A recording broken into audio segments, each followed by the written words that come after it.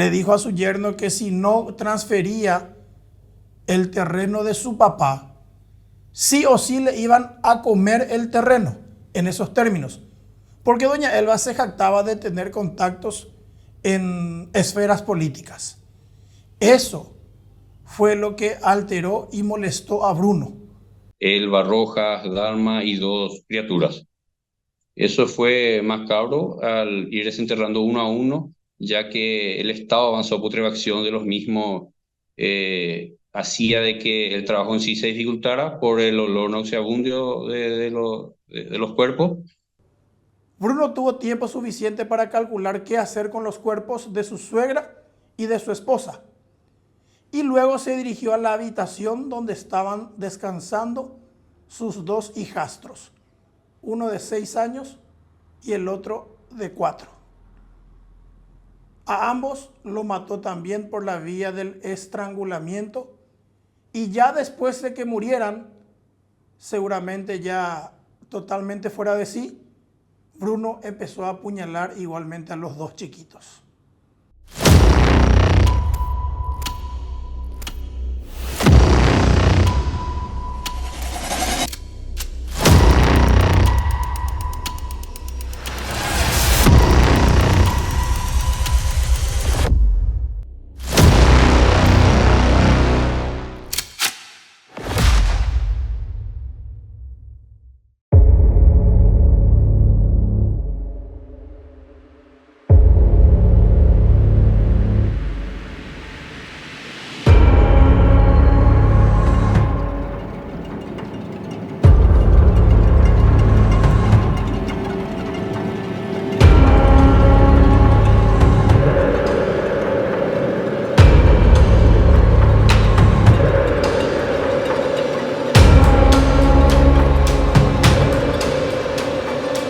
Don Julio Rojas del Valle tenía 52 años de edad. Su esposa, doña Elba Graciela Rodas de Rojas, tenía 51 años. La hija de ambos, Dalma María Rojas Rodas, tenía 25 años. Los hijos de Dalma: Cristian Santino Barrios Rojas, tenía 6 años, y Saulo Pío Nair Rojas tenía solo 4 años. Los cuerpos enterrados de los 5 miembros de la familia Rojas Rodas fueron encontrados en la tarde del lunes 8 de octubre del año 2018 en una vieja casona en pleno centro de Asunción, en el casco histórico. Aquel caso hasta ahora es conocido como el crimen en la Casa del Horror. El autor del quíntuple homicidio fue Bruno Javier Marabel Ramírez, que en ese momento tenía solamente 19 años de edad y que actualmente cumple una condena de 40 años de cárcel, consistentes en 30 años de pena ordinaria y otros 10 años como medidas de seguridad. Bruno era un boxeador que de a poco estaba empezando a ganar notoriedad en el mundo pugilístico de Asunción. Oriundo de Itá, pero en esa época ya afincado en la capital del país, Bruno Javier Marabel Ramírez conoció justamente durante una jornada de box en la costanera de Asunción a la que después sería su esposa, Dalma María Rojas Rodas, quien por ese entonces era luchadora de kickboxing. En uno de los espectáculos de boxeo, Bruno y Dalma se conocieron, empezaron a hablar y rápidamente pasaron a ser novios. La relación desde un principio fue intensa, fogosa. Iban tan rápido que en muy poco tiempo Dalma se mudó con Bruno a la casa de los padres de este, en Itá, mientras Ambos seguían dedicándole mucho tiempo a sus prácticas de boxeo y kickboxing, respectivamente. Cuando vivían en Itá, en la casa de los padres de Bruno, Dalma acostumbraba a decirle a él que tenía muchos problemas con sus padres, porque la propia Dalma acusaba a sus padres de ser unos sinvergüenzas, de ser estafadores, y que incluso decía que consumían drogas. Sin embargo, la relación entre Bruno y Dalma fue también descomponiéndose de a poco durante la convivencia de un año que tuvieron en Itá. Eran peleas cada vez más consecutivas, tras las cuales se separaban unos días, pero luego volvían a estar juntos. Para aquel año 2018, Dalma le propuso a Bruno salir de Itá y regresar a Asunción y establecerse en la casa donde ocurriría la tragedia, que en realidad era una propiedad muy antigua que se utilizaba como estacionamiento particular. Así, a inicios del año 2018, pasaron a habitar ese lugar don Julio, doña Elba, la hija de ellos, Dalma, el ya por entonces esposo de esta, Bruno, y los dos hijos pequeños que tenía Dalma. El régimen de convivencia de la familia ya en Asunción desde un principio fue absolutamente caótico. Las peleas se desataban prácticamente a diario. Supuestamente, don Julio Rojas padecía de ludopatía, es decir, que era un adicto a los juegos de azar. Además, don Julio Rojas del Valle llegó a ser detenido varias veces por algunos delitos menores que cometió, principalmente estafas, de acuerdo con la policía. Su esposa, doña Elba, en tanto, se jactaba casi públicamente de ser un contacto muy cercano del entonces ministro de la Secretaría Nacional Antidrogas, SENAT, Arnaldo Yucio, quien después pasaría a ser ministro del Interior. Incluso doña Elba llegó a decir que su hija Dalma era también hija de Arnaldo Yucio. El ahora condenado Bruno Marabel llegó a decir que su suegra Elba Graciela Rodas de Rojas consumía todo tipo de drogas y que también era una sinvergüenza.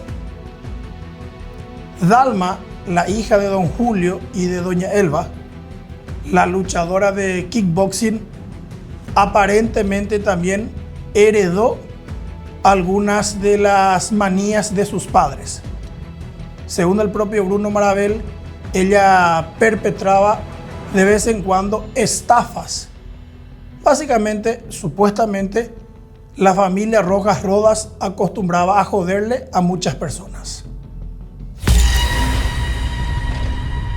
De hecho, los padres de los hijos de Dalma se alejaron de ella por esos problemas, porque supuestamente la convivencia era una tortura debido a las presiones que había en el seno de la familia para conseguir dinero. Y como supuestamente no sabían hacer mucho, se dedicaban a cometer delitos.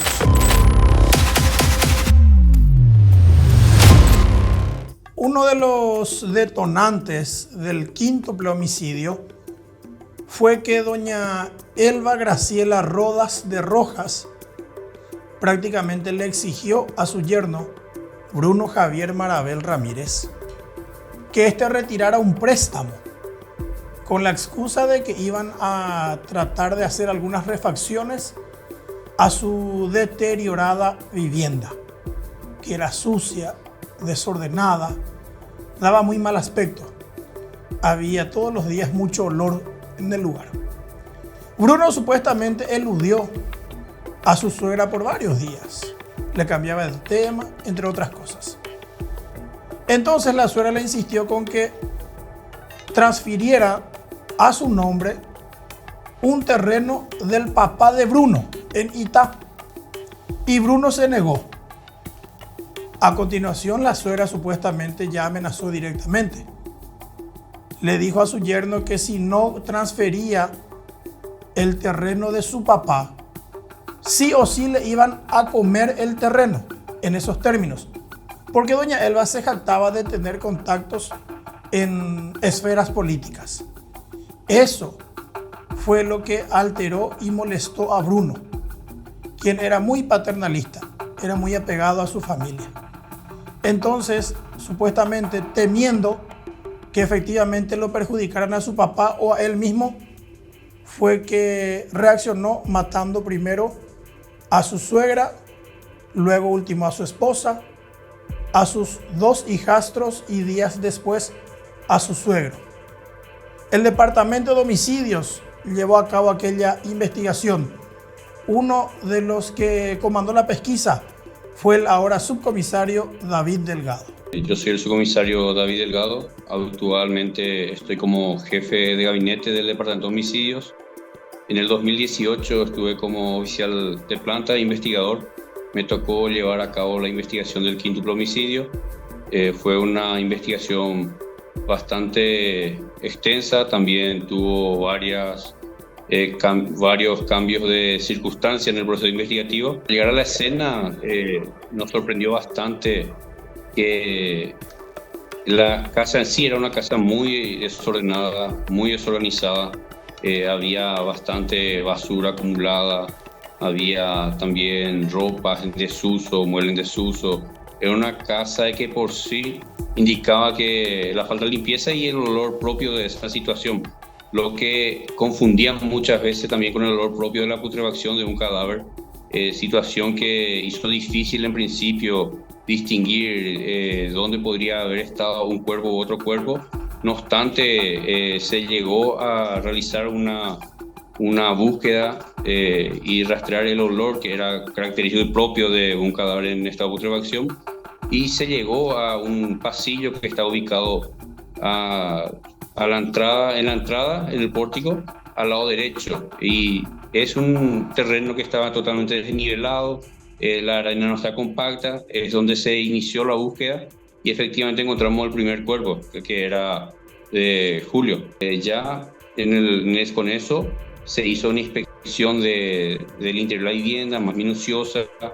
Se observó en un comedor, sala comedor, rastro de lo que aparentaba ser salpicadura de sangre, distribuido en el piso, también por algunos muebles, y ya en otras habitaciones se llegó a encontrar una pala. Esta pala tenía rastro también de que aparentaba ser sangre, tenía cabellos, hebras, y con eso fue tomando notoriedad el caso, ya que en la casa manejamos que había más de una persona. Aparte del cadáver de sexo masculino encontrado, también teníamos la sospecha que podría haber más integrantes de esa familia en el sitio. Se hizo extensiva la búsqueda en otra habitación, en otra zona de la casa, y en la parte posterior de la vivienda había un baño en desuso. En este baño la sorpresa fue que encontramos prácticamente a los demás restos integrantes de la familia. Elba, Rojas, Dharma y 2 criaturas. Eso fue macabro al ir desenterrando uno a uno, ya que el estado avanzado de putrefacción de los mismos hacía de que el trabajo en sí se dificultara por el olor nauseabundo de los cuerpos, y no obstante se fueron colectando varios indicios que nos dieron pie a tener sospecha de que quién es el integrante de la familia que faltaba, justamente Bruno Marabel. Entonces la sospecha inicial partió de que él podría estar involucrado en el hecho y se hicieron indagaciones preliminares en relación a él. Un cadáver es una persona adulta de sexo masculino. Está en estado de putrefacción. Si estamos hablando de cuerpos enterrados con métodos acelerantes de la putrefacción e incluso con obras de mampostería por encima, digamos, con tierra, etcétera, etcétera.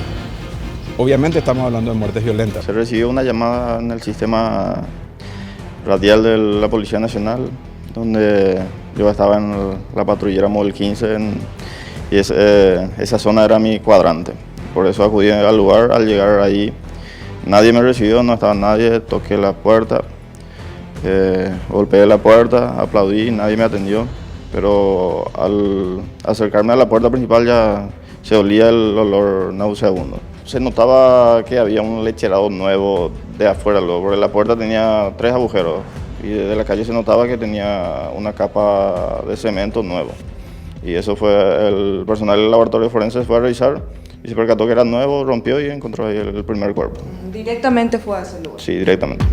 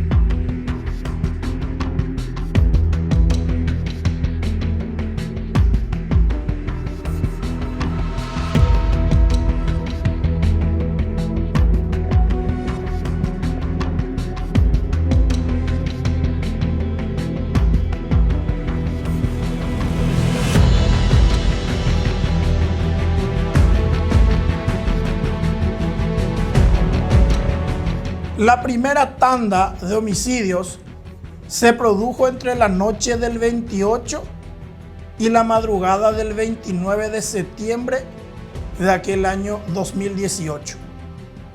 Supuestamente, doña Elba Graciela Rodas le reclamó con dureza a Bruno Marabel que pusiera la plata para refaccionar la casa. Se produjo una discusión.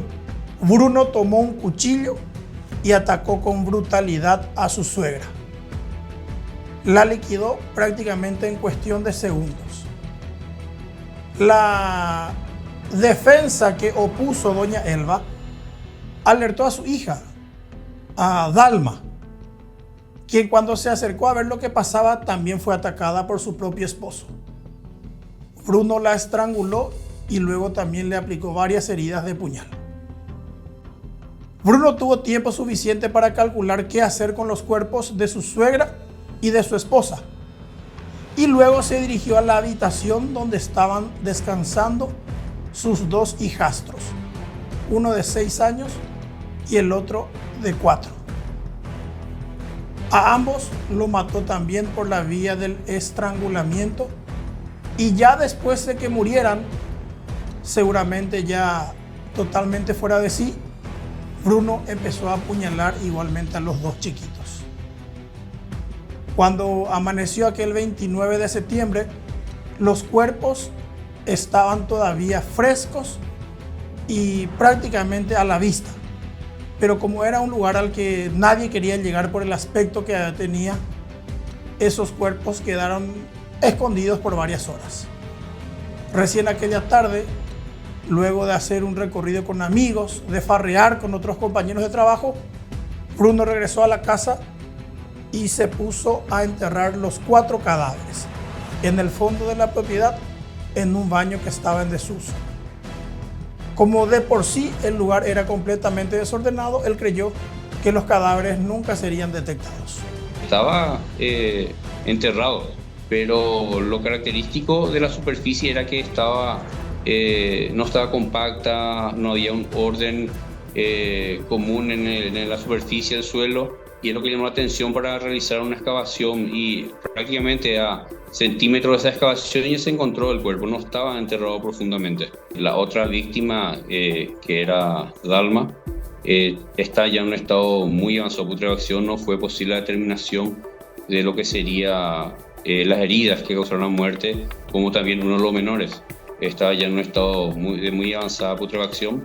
No obstante, el otro menor, que también fue examinado, tenía muchas heridas de arma blanca, pero la causa de muerte fue la asfixia mecánica por estrangulación. Las heridas de arma blanca ya fueron post-mortem, es decir, que la muerte se dio por el estrangulamiento, y ya posterior a la muerte se infligieron varias heridas a esta víctima. En principio el baño en sí era muy pequeño, estaban uno encima de otro, algunos estaban al lado. Era en un sitio muy pequeño y eran fosas muy rústicas, prácticamente desniveles del piso, que fue nuevamente cavado y fueron arrojados ahí. No obstante, se vio también lo que podría atribuirse a resto de cal sobre el cuerpo, lo que nos hizo presumir de que incidió en que haya una putrefacción muy avanzada en algunos cuerpos, más que en otros. Se estaba preparando ella, pues iba a tener una pelea, pero ese sábado a las 6 de la mañana mandó un WhatsApp donde decía que ella cortó con Bruno y que se iba a la Argentina. Es todo lo que supimos de ella, lo último, ¿verdad? Porque le escribimos y ya no nos respondió nunca más. Ella nunca habló de ir a Argentina de ninguna índole. O sea, famoso fue alguien, si tenía un pariente, ella nunca habló de eso. Eso nos llamó la atención.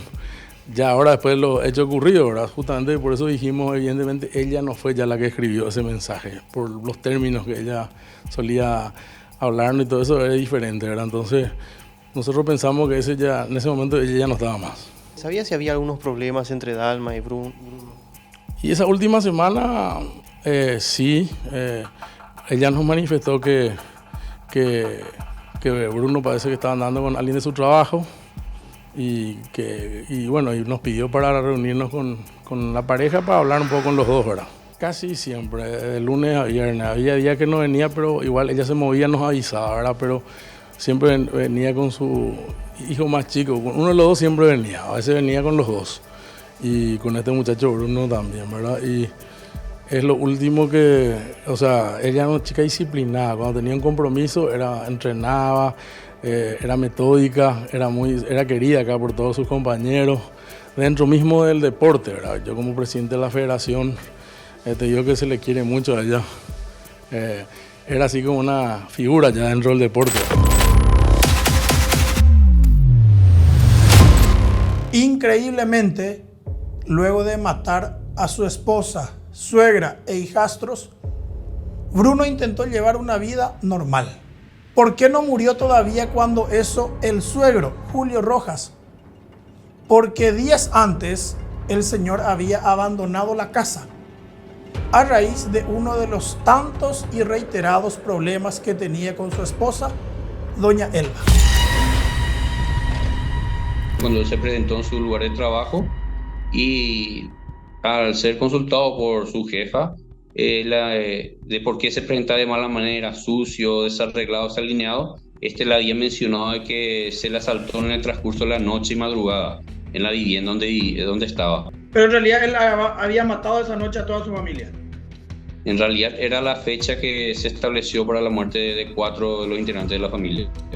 Y le preguntó inclusive sobre la denuncia y le dijo que no realizó, inclusive la policía le había recomendado supuestamente no hacer la denuncia y que se cuide y no llegue a la casa por un término 15 días. Situación que en ese entonces no llamó la atención de su empleadora y pasó desapercibido.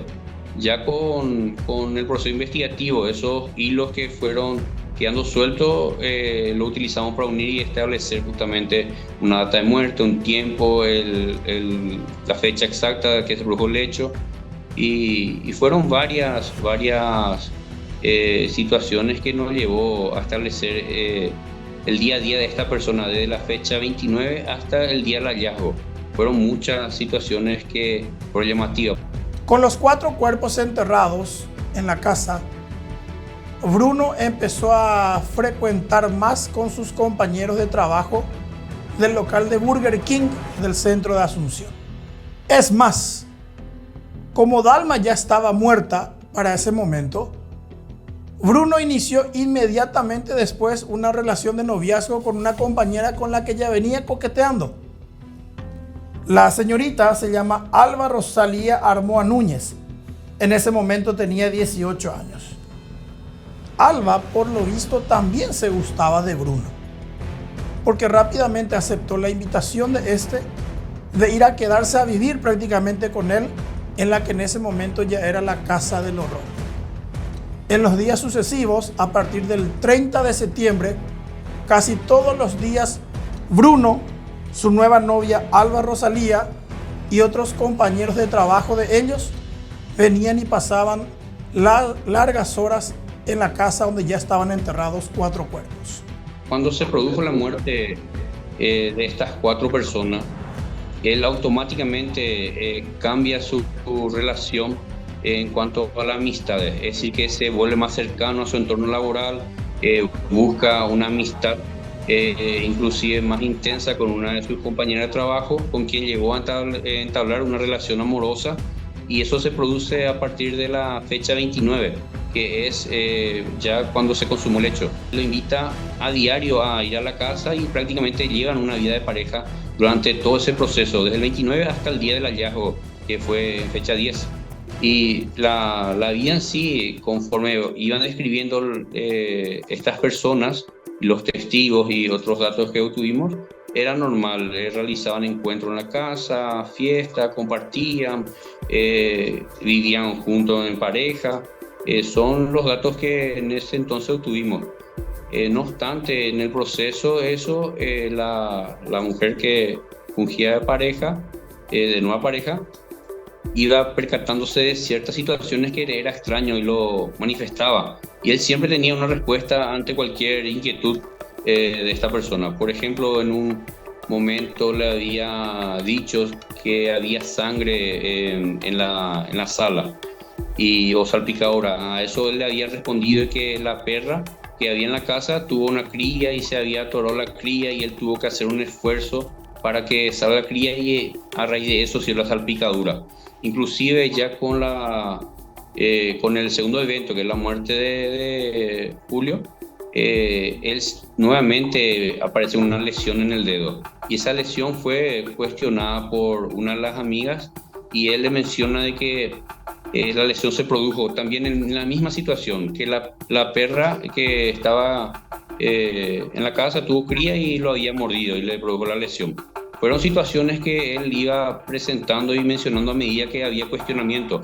El 2 de octubre de aquel año 2018, cuando Bruno Marabel ya llevaba una vida prácticamente en concubinato en la casa del horror con su nueva novia Alba Rosalía Armoa Núñez, se fue llegando a la casa el papá de su esposa, el único que seguía vivo de la familia Rojas Rodas, el señor Julio.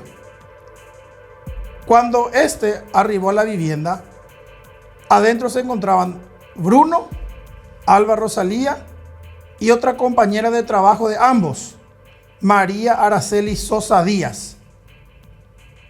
Araceli después contaría a las autoridades que ella le llegó a ver a don Julio Rojas del Valle cuando éste llegó a la casa, y que de hecho se retiró del lugar para que Bruno conversara con don Julio. ¿Qué fue lo que pasó? Había sido que don Julio Rojas del Valle estaba viviendo en otro lado, pero que aquel día decidió regresar a la casa. Como le llamaba a su esposa, a su hija, y no le respondían, fue a dar un vistazo. Llegó, encontró a Bruno y a sus amigos, entonces se quedó en el lugar. ¿Dónde están mi señora, mi hija y mis nietos?, preguntó Julio Rojas del Valle. Bruno le contestó que supuestamente habían viajado, lo que llamó la atención de don Julio, quien sin embargo decidió quedarse en la vivienda. Como mamá es muy pesado. Yo soy mamá, abuela y pesadísimo, no tengo palabras.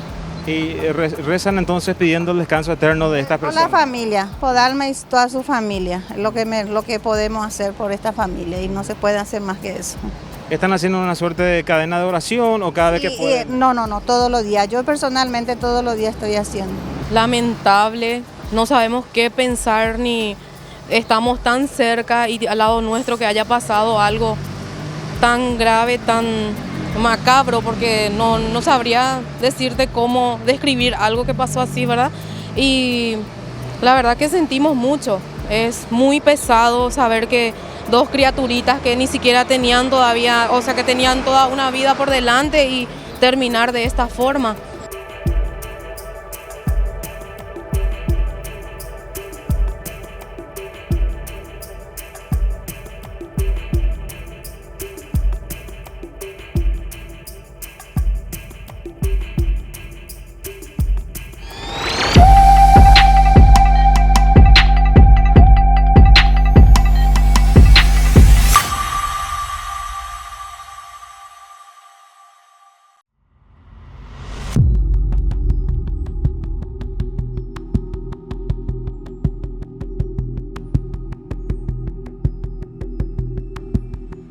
Según concluiría después un tribunal de sentencia, de manera ya totalmente premeditada, Bruno Marabel no estaba dispuesto a dejar cabos sueltos.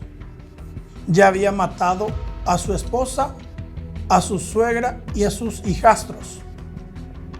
Su suegro no podía quedar con vida. En un ataque prácticamente a traición, Bruno tomó un cuchillo de carnicería y atacó a don Julio Rojas del Valle mientras él estaba viendo la televisión. Tan profunda fue la herida que el cuchillo se quedó incrustado dentro del cuerpo de la víctima. La característica en sí del cuerpo, ya con la inspección con el médico forense, se notó que él tenía incrustado en la parte torácica un arma blanca bastante grande, ya confirmado eso con la autopsia. Prácticamente estamos hablando de unos 30 centímetros y las lesiones que eran atribuidas a arma blanca en la parte torácica y la incrustación del dicho elemento. Le mataron con un cuchillo y el cuchillo quedó dentro del cuerpo. Así lo enterraron. Así mismo. Sí, así mismo. Así se lo enterró. Fue difícil inclusive extraer ese cuchillo, esa arma está incrustado, tocó parte ósea donde quedó incrustado y se extrajo ya en la morgue el cuchillo y se realizó el análisis en sí de las heridas que presentaba esta víctima. En base a los elementos analizados objetivamente en forma científica, se obtuvieron un margen de horario en el que habrían ocurrido los hechos el día 29, donde fallece la madre de Dalma y los dos pequeños. Sería entre las 2:30 de la madrugada a 4 de la madrugada. Ese es el margen de error que puede haber en el orden en el que habían podido fallecer estas 4 personas. Y el fallecimiento del señor Julio ocurrió el día 2 entre las 16 horas y las 17 en el local de la casa. ¿A qué se debe esto, perito? Porque él no se encontraba en la casa. Al contrario, porque se encontraba en la casa pues, en ese horario que se determinó. No, por la diferencia de tiempo, le digo, de la muerte de él. Porque no murieron todos el mismo día. Perdón, no se encontraba quién entonces decía en la casa. Julio. No, esa madrugada solamente se encontraban las 4 personas. Y el día 2 perfectamente, cosa que ya fue pública, la imagen de la ferretería donde se le ve a don Julio a las 10 de la mañana, 10:08 para ser exacto, donde se le ve a él para ir, donde se va a hacer una recarga, pero eso fue a la mañana. Después el señor Julio tuvo un recorrido por la zona del centro, luego vuelve a la casa, lo mismo que Bruno. Lo que eso indica el dispositivo móvil que él tenía en su poder. Durante el proceso investigativo fueron imputados el autor principal Bruno Javier Marabel Ramírez, quien fue encarcelado. También llegaron a ser procesadas la que era novia de Bruno ya en ese momento, Alba Rosalía Armoa Núñez, y la amiga de ambos, María Araceli Sosa Díaz, así como un hermano de esta, Marcelo Gabriel Sosa Díaz, como presuntos cómplices, porque había una teoría que sostenía que Bruno no pudo haber hecho todo solo. Sin embargo, con el correr de la investigación, Alba Rosalía, María Araceli Sosa y Marcelo Gabriel Sosa terminaron libres e incluso fueron absueltos en el proceso investigativo. No, yo ya di toda mi aclaración frente a la fiscala y todo lo que tengo que decir. Bruno, ¿no es tu pareja? Fuerza mi vida, fuerza mi vida. Bueno, aquí se encuentra. Alba, ¿vos llegaste a ver alguna de las víctimas, Alba? Alba, finalmente se confirma que vos eras pareja de Bruno. La sospecha en principio nació porque era el integrante de la familia que no estaba presente. También verificamos en su lugar de trabajo, él salió raudamente del sitio y se puso en contacto con una compañera de trabajo con quien ya con el proceso investigativo tomamos notoriedad de que tuvieron una relación posterior a la comisión del hecho. Tomó contacto con esta persona, con una mujer, y le manifestó que necesitaba que ella quitara dinero y lo llevara hasta un sitio. Entonces con esos datos inicialmente se realizó, se armó un grupo que fue hasta el sitio donde se acordó se encontrarían y se montó una vigilancia, y él, al llegar y percatarse de la vigilancia, nuevamente subió a un vehículo que lo estaba guardando y se dio la fuga.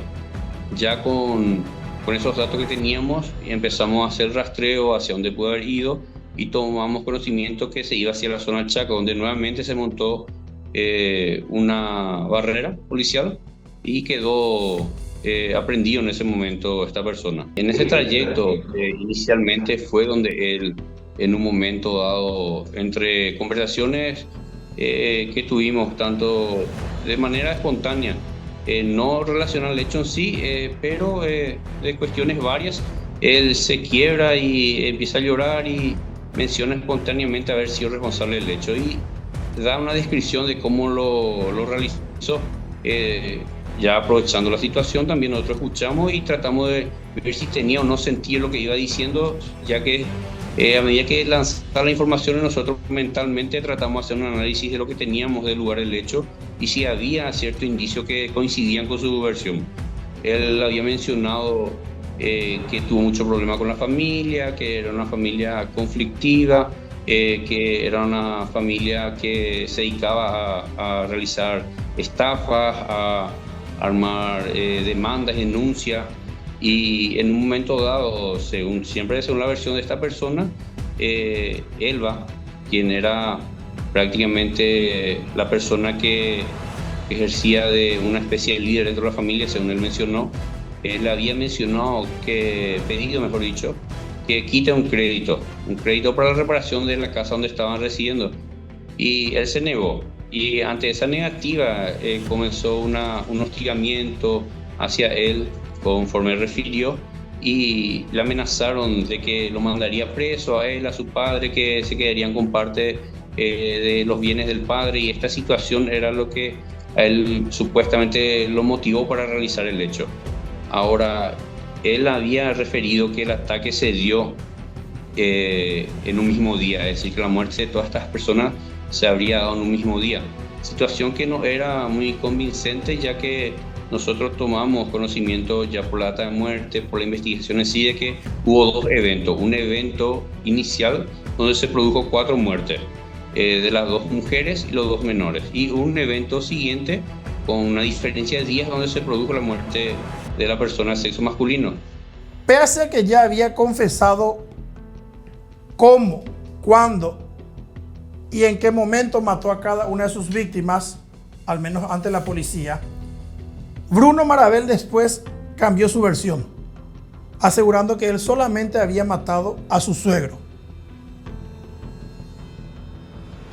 Y así, varias veces más, Bruno fue alterando la historia que contó originalmente, lo que a la vez lo iba hundiendo más, porque la policía y la fiscalía iban encontrando elementos cada vez más sólidos para sostener que él fue el único autor del quíntuple homicidio. Y así, la fiscal Esmilda Álvarez, la titular de la causa, presentó finalmente acusación y pidió juicio oral para Bruno Javier Marabel Ramírez. ¿Es cierto que tenés datos no para aportar, no? Sí, eso sí. La fiscalía sospecha que vos fuiste el único responsable de la muerte. ¿Qué puede decir?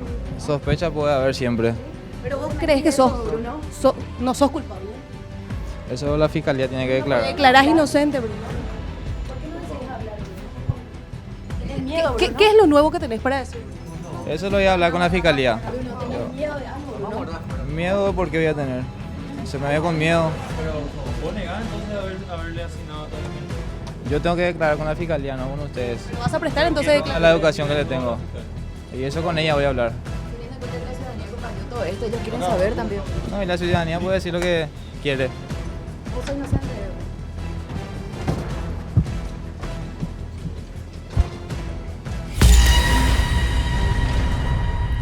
Y sin lugar a dudas estamos en condiciones de probar en juicio oral y público la autoría material, la conexión, el nexo causal entre esos crímenes y esta persona que es Bruno Marabel. Ella sí fue atacada en su cama, en la cama que compartía con Bruno.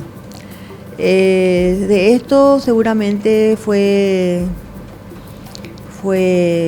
testigo presencial el niño menor, porque tenemos información de que él compartía la cama con ambos. El otro niño dormía con la abuela, el más grande.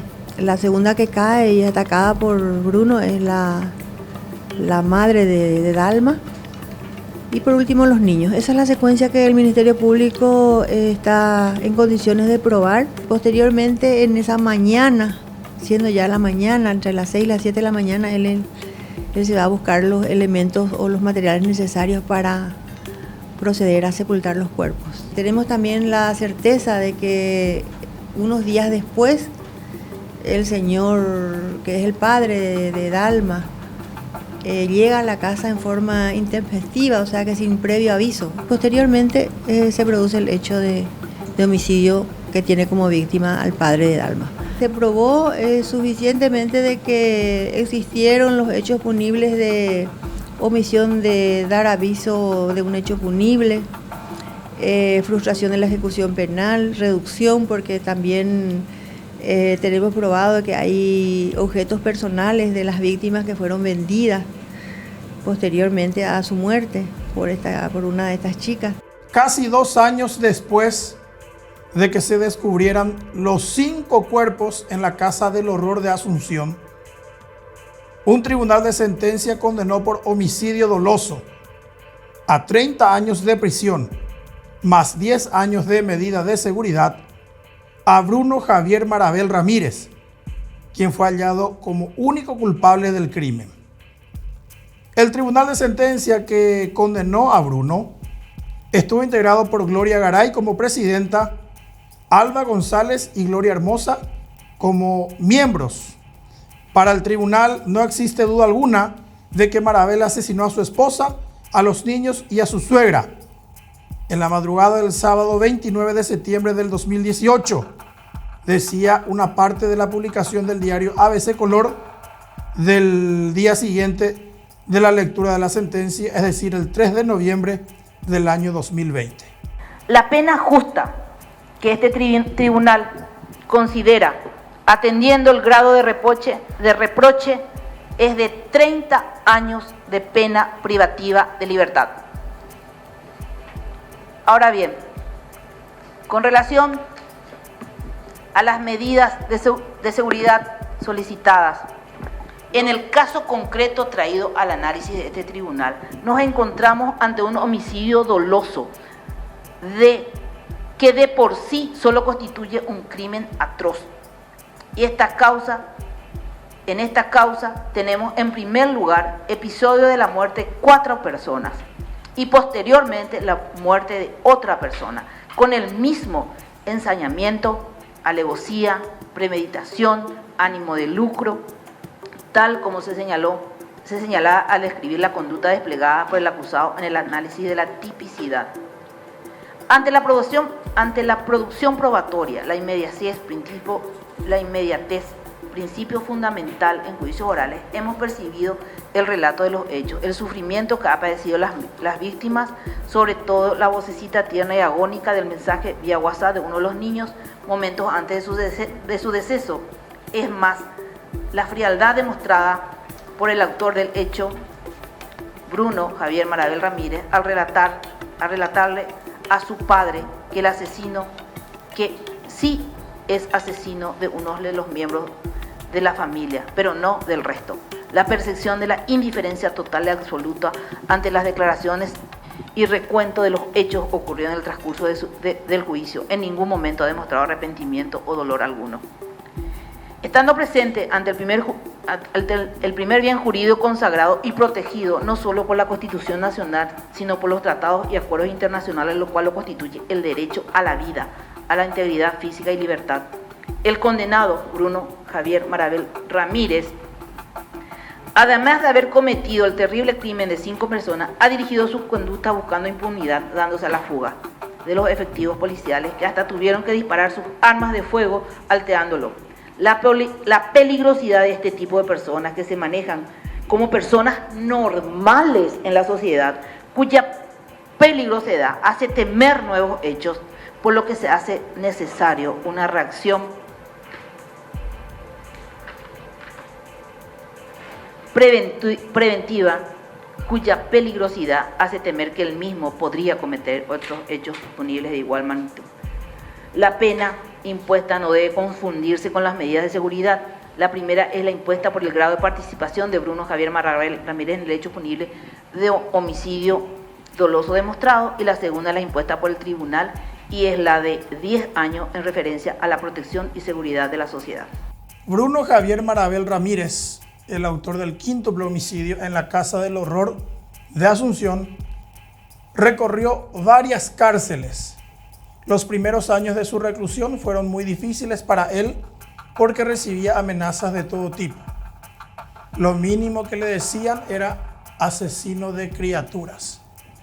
Hoy en día, Bruno hasta suele recibir visitas de mujeres que le tienen como una especie de fantasía. En varias entrevistas que concedió a distintos canales de televisión, Bruno Marabel dio de vuelta contradictorias versiones acerca de lo que sucedió en aquellas fatídicas 2 jornadas en las que mató a 4 personas primero y a otra en un segundo evento. Sin lugar a dudas, por la bestialidad del ataque y por el perfil de las víctimas, el quíntuple homicidio, va a ser recordado como uno de los crímenes más perturbadores que se perpetraron en nuestro país.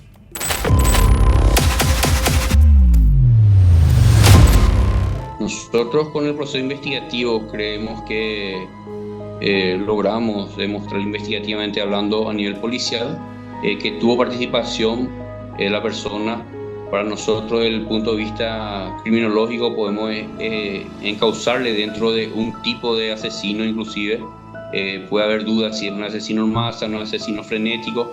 No obstante, particularmente yo creo que sería un asesino frenético, pero con los elementos que tiene, es una condena ejemplificadora para este tipo de hechos. Julio Rojas del Valle, Elba Graciela Rodas de Rojas, Dalma María Rojas Rodas, Cristian Santino Barrios Rojas y Saulo Pío Nair Rojas, que en paz descansen.